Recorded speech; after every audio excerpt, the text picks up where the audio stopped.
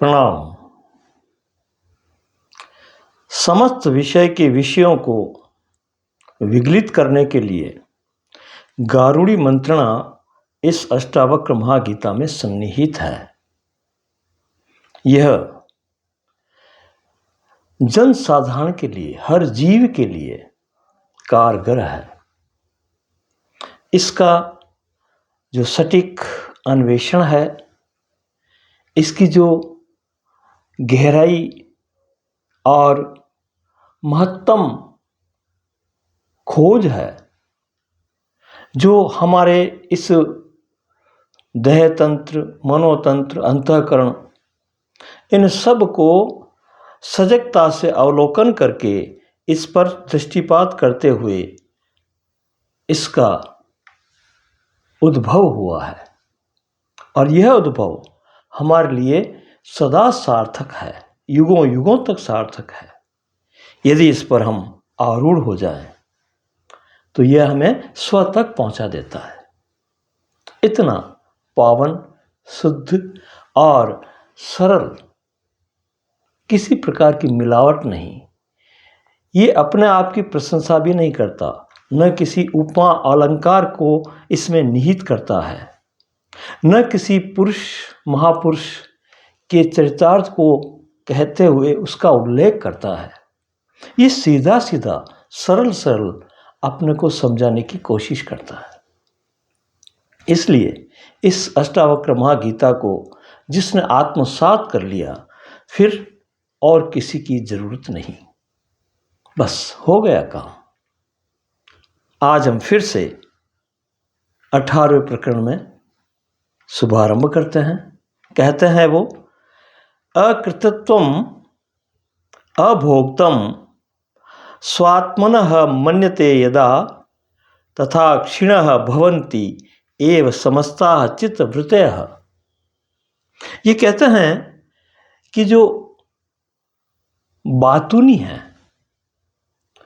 जिनको बद्ध ज्ञानी नाम दिया है, ज्ञानी बाहर से शो करते हैं, बाहर से दिखावा करके अपने आप को ज्ञानी प्रतिस्थापित करते हैं, लेकिन भीतर से बंधे हुए हैं, बद्ध ज्ञानी।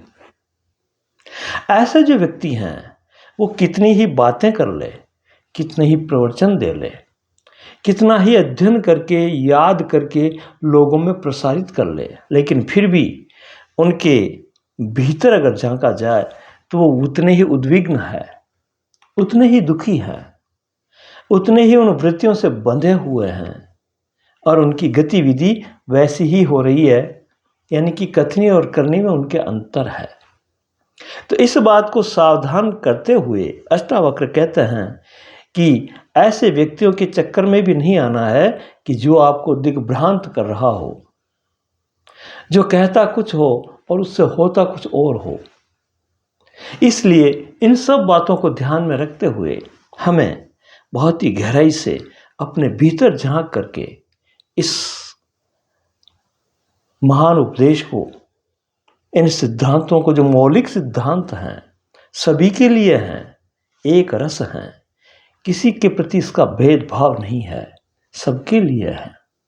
जो इनको इस तरह से समझता है और उसके गतिविधि में, व्यवहार में ये ज्ञान झलकता है, जो इस ज्ञान को जी रहा है, ऐसे व्यक्ति के संपर्क में ही ये ग्रंथ पल्लवित होता है, पुष्पित होता है।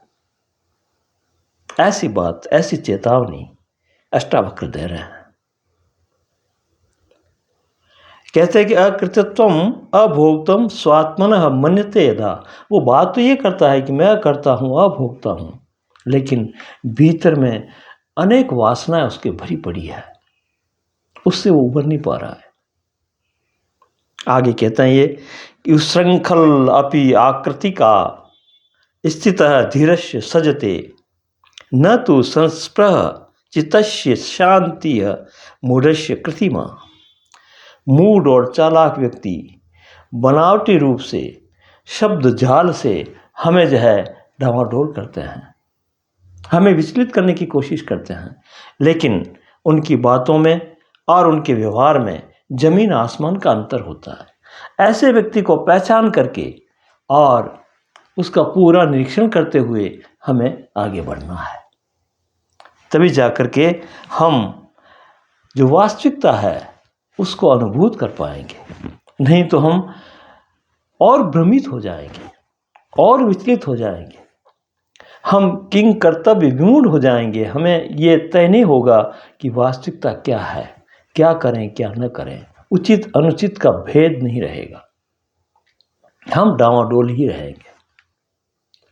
तो ये जितना भी प्रचार प्रसार चल रहा है विश्व में, यह किन्हीं व्यक्तियों के द्वारा या गुरुडम के द्वारा उनसे सावधान करने के लिए इन श्लोकों का आविर्भाव किया है। विलसन्ति महाभोगेह विशन्ति गिरिगुहरान निरस्तः कल्पनाः धीराः अबद्धाः मुक्त बुद्धयाः। ऐसे जो व्यक्ति हैं जो जीवन मुक्त हैं, जो बोध को प्राप्त हो गए हैं, उनको हम बाहर से उनके व्यवहार से नहीं पहचान सकते। उनकी भीतर की जो गतिविधि है, भीतर की जो स्थिति है, वही शोभायमान है, वही महान है। और उसी पर चल करके हम कुछ जान सकते हैं कि वास्तविकता क्या है। वरना दिखावे में हम धोखे में आ जाएंगे, भटक जाएंगे, और जिस और ये अष्टावक्र गीता इशारा कर रही है उसको हम उससे वंचित हो जाएंगे। तो ऐसा जो व्यक्ति है जीवन मुक्त, वो कभी कभी बाहर से विलसंती महाभोगे है, महाभोग में खड़ा हुआ भी दिखाई देता है, और विसंती गिरी गुहरान, कभी गुफाओं में अलमस्त रहता है। लेकिन उसकी भीतर की अगर जो है गतिविधि देखें तो वो निरस्तः कल्पना धीरः अबद्धा मुक्त बुद्धयः, वो बोध स्वरूप सभी कल्पनाओं से परे मुक्त पुरुष होता है। ऐसे पुरुष की पहचान वैसा ही कोई पुरुष करवा सकता है, वरना बाहर से देखने मात्र से उसकी जांच पड़ताल हमसे नहीं हो सकती। उसकी जांच पड़ताल के लिए हमारे पास कोई साधन भी नहीं है, कोई तरीका भी नहीं है। कहते हैं आगे ये कि श्रोतियम देवताम तीर्थम अंगनाम भूपतिम प्रियम दृष्टवा सपूज्य धीरस्य न कापि हृदि वासना। उसके हृदय में किसी प्रकार की वासना नहीं होती। उसकी जो गतिविधियां हैं वो राग द्वेष और द्वंद्व से रहित होती है। वो अलग ही प्रदीप्त होता है, अपने स्व प्रकाश में स्थित शोभायमान होता है। उसकी तुलना नहीं की जा सकती किसी अन्य से। जो संसारी लोग हैं उनको देख करके, उनको मापदंड बना करके उनको ये निर्णय नहीं किया जा सकता कि कैसा है, क्योंकि जो निर्णय करने वाली जो वस्तु हमारे पास है वो बहुत छोटी पड़ती है, वो वहां तक पहुंच नहीं सकती। वो श्रोतीय होता है, सबकी सुनता है वो, और तीर्थों में भ्रमण करता हुआ भी राजा के वहां भी पहुंचता है तो कभी भीख भी मांग लेता है। उसकी मस्ती है अपनी, उस मस्ती में वो रह करके और इस पूरे संसार में विचरण करता है धैर्यतापूर्वक, लेकिन उसमें कहीं भी वासना नहीं होती, निर्वासित होता है। भृत्ये पुत्रे कलत्रे च दोहित्रे च अपि गोत्रजेह विहस्य धिकृतः योगी न याति विकृतिम मनाक। वो जो है पूरे परिवार और जगत में रहते हुए भी, पुत्र पौत्र परिवार सब में रहते हुए भी विरक्त होता है। अब ये जो बात कही है, ये बात किसी सन्यासी के लिए नहीं कही है, किसी गृह त्यागी के लिए नहीं कही है। ये ग्रस्त में रहते हुए भी, इस संसार में रहते हुए भी, संबंधों में उसका साथ निभाते हुए भी उससे विरक्त होने की बात कही है, क्योंकि वो उनमें साथ रह करके भी मान और अपमान से अलग होता है। मान अपमान उसको स्पर्श नहीं कर सकते। ऐसा जो धीर पुरुष बुद्धत्व को प्राप्त हुआ, इस संसार में विचरण करता है और बड़े आनंद से रहता है। संतुष्ट अपि न संतुष्ट, खिन्न अपि न च खिद्यते, तस्य आचर्य दशाम ताम ताम तादृश्या एव जानते। संस्कृत के श्लोक में इसलिए बोल रहा हूं कि विद्वत जन इस पर विचार कर सकें और इसमें गहरा उतर करके इन अर्थों को समझ सकें, आत्मसात कर सकें और प्रामाणिक तौर से ये जो सूत्र हैं इन पर विचार करके जान सकें कि ये किस ओर इशारा कर रहे हैं, किस ओर जाकर के हमें आगे बढ़ना है। तो कहा है कि समतावान जो व्यक्ति होता है वो सदा संतुष्ट होता है, और असंतुष्ट अगर दिख रहा है तो भी हमें दिख रहा है बाहर से, भीतर संतुष्ट है वो। ऐसा एक रस रहने वाला जो व्यक्ति है उसको संसार के व्यवहारिक लोग पहचान नहीं सकते, उसको जान नहीं सकते। कर्तव्याय व संसार न ताम पश्यन्ति सूरयः, शून्याकाराः निराकारा निर्विकाराः निरामयाः। कितनी बड़ी अच्छी जो है उपमाओं सहित उसके जो विलक्षण लक्षण हैं उनको ये बता रहे हैं। कह रहे हैं वो कि कर्तव्यता के भार से जो रहित होता है और जो संकल्प शून्य है, शून्यवत अपना जीवन बिता रहा है, जो विकार रहित है, अपने में स्थित है, ऐसा जीवन मुक्त सर्वदा आनंद में रहता है, सर्वदा आनंदित होता है। उसको किसी प्रकार का दुख स्पर्श नहीं कर सकता। अकुर्वन् अपि सक्षोभात व्यग्रह सर्वत्र मूढ़धीः, कुर्वन् अपि तु कृत्यानि कुशलः ही निराकुलः। वो निष्काम कर्म करता हुआ किसी भी कर्म में फल की आशा नहीं रखता, बस प्रारब्ध जो हो रहा है उसके साथ राजी है, हंसता खेलता चल रहा है, कर्मों से खेलता है, कर्मों के भार को ढोता नहीं है। वो ऐसा जो व्यक्ति है वो जीवन मुक्त आनंदित है।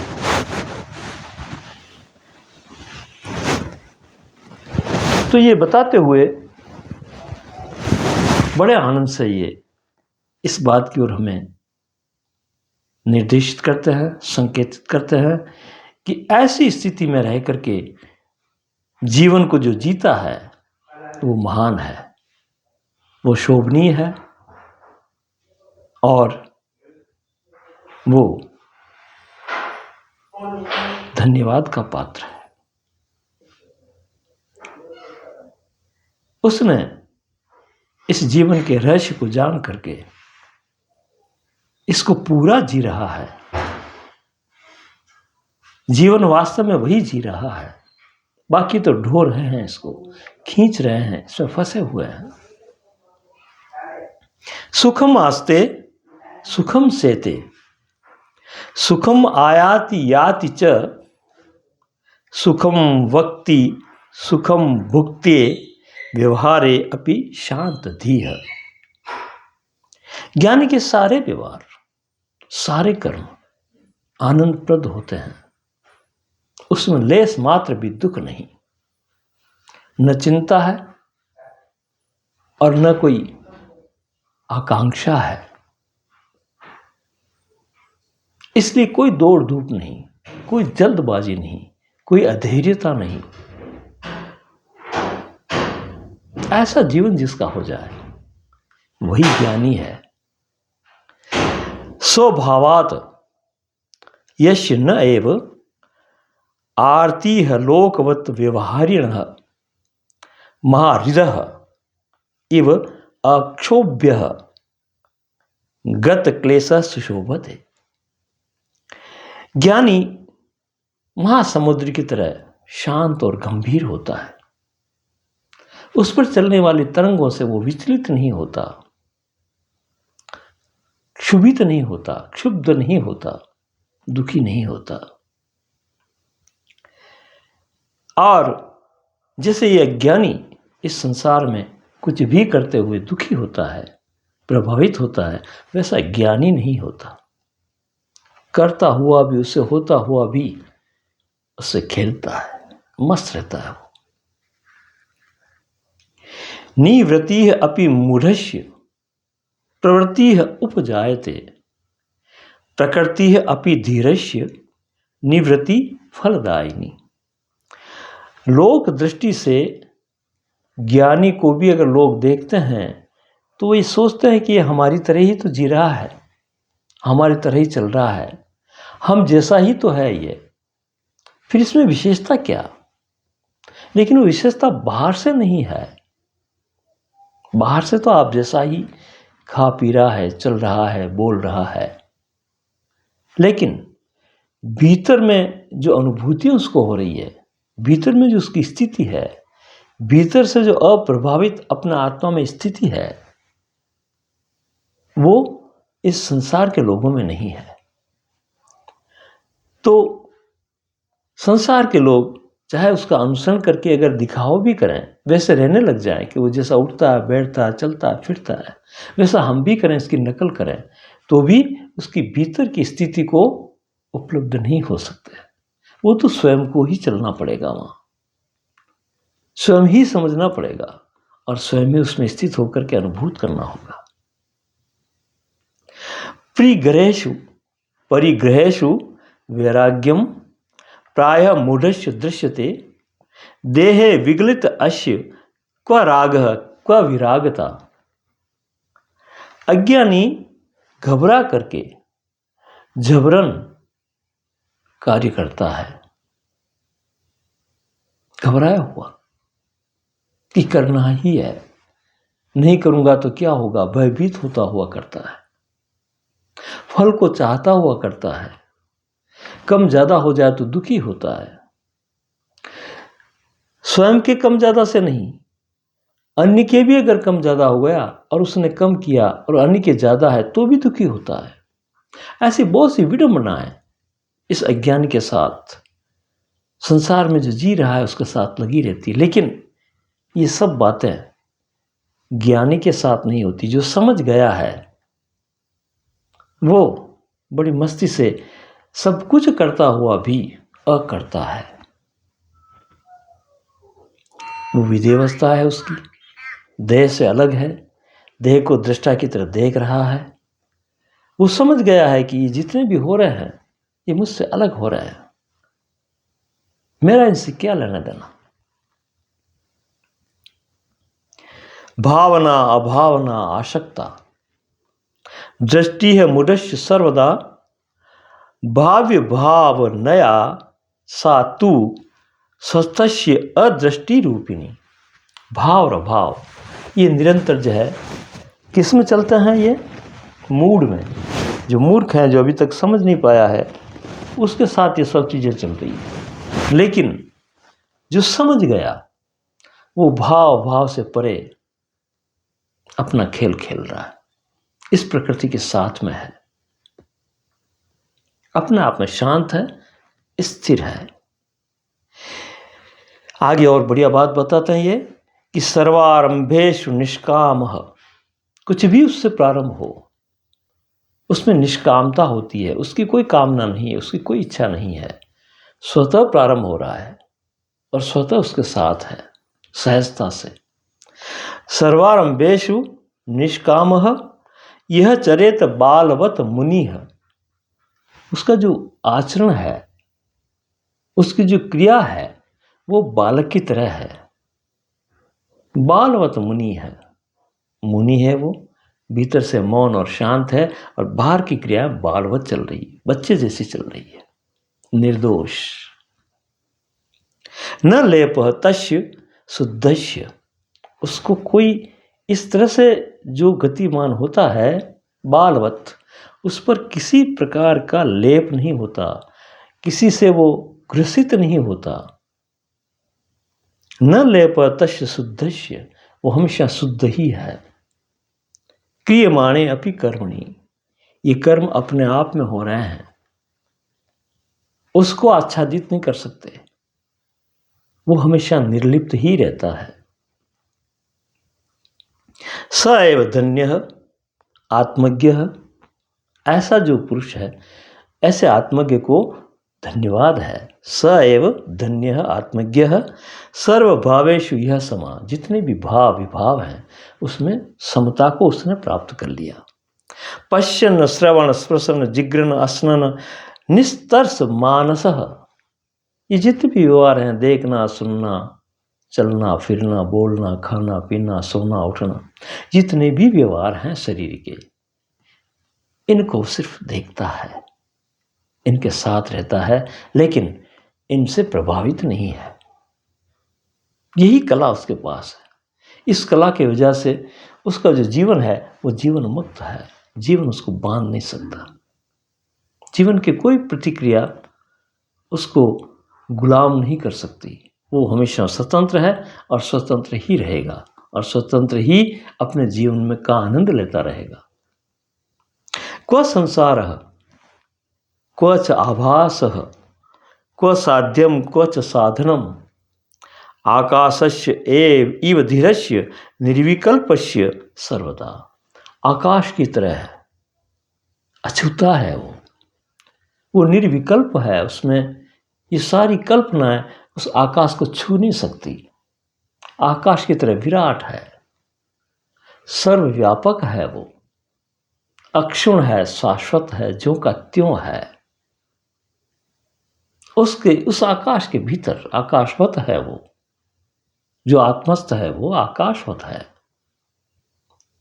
उसके भीतर कितनी भी प्रक्रियाएं चल रही है, वो सबका साक्षी होकर के अपनी स्थिति में विराजमान है। उसकी स्थिति में कहीं कोई फर्क नहीं पड़ रहा है, कोई अंतर नहीं आ रहा है, वो ज्यों का त्यों है। तो ऐसा उसके लिए क्या संसार है, क्या आभास है, क्या उसको साध्य और साधन की बात करनी है वो तो ज्यों का त्यों।